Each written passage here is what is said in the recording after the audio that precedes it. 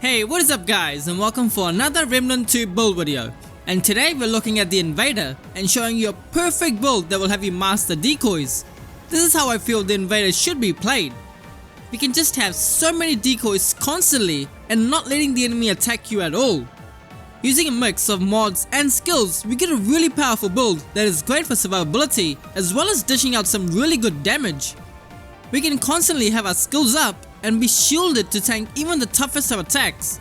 Even the final boss can be taken out fairly easily with this build. This build does require a bit of managing during fights. Otherwise you can get killed and everything can just fall apart. So let's get right into the build. So the key part of the build is to have our decoys active so we can not only avoid the boss's attacks but also attack them pretty easily while they're distracted. For that we use the reboot skill.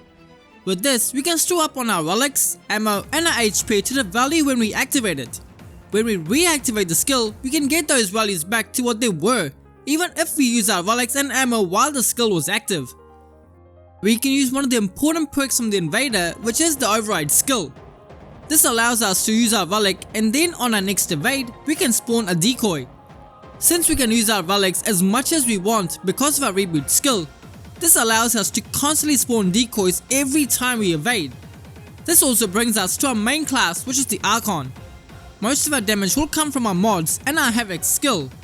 But what makes the Archon so great in this build is the fact that its relic skill instantly recharges all of our mods.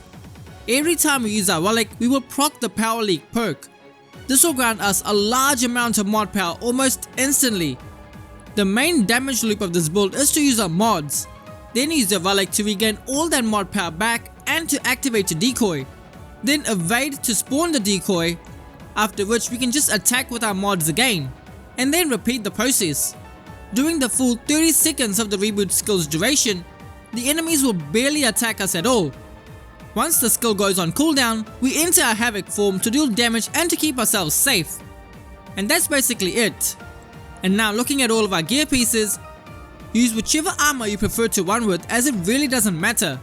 As for our relic, we use the shielded heart, so that we can get a full 100% of our health as shield every time we use our relic. This will keep us alive if we do happen to get hit by any of the boss's attacks. For the fragments we have the mod cost, mod damage and skill cooldown. As for your weapons and mods, you can go with whatever you feel like, it's totally up to you. From testing, I did find that the Firestorm and the new Corrupted Meridian's Dead Point mod did give us the highest DPS. But you can go with anything. I show off a lot of mods in the gameplay that you're seeing, so anything works great. As for our amulet, we use the Spirit Wisp. Cause we use our mods so much, we can get our reboot skill and our Havoc form up super quickly. As for our rings, we get Burden of the Gambler to get our crit chance higher as well as our crit damage. Since Meridian anyways doesn't hit weak points or even mods, this is a good ring to have. We get the Probability Core to increase our crit damage, Burden of the Destroyer to increase all damage by 15%, and finally Burden of the Follower to increase our mod generation by 50%. For our traits, we get Fortify. Kinship is really important, otherwise you'll just kill yourself most of the time from your Meridian. Vigor to increase our health, Spirit to increase our mod generation, Expertise to reduce our skill cooldowns. We then have Glutton to increase our relic use speed, and finally Siphoner to give us some life steal. And that is it for the build everyone. It's an amazing way to play with the Invader and probably exactly how I would imagine to play with this class.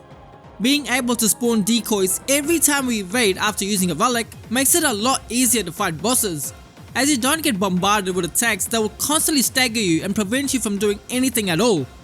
This way you get so much space to fight, and with your shielded heart relic, you can tank even the Annihilation's attacks, which is pretty sweet. I hope you all enjoyed the build and are excited for the DLC that's coming in just a few days. I will catch you all next time.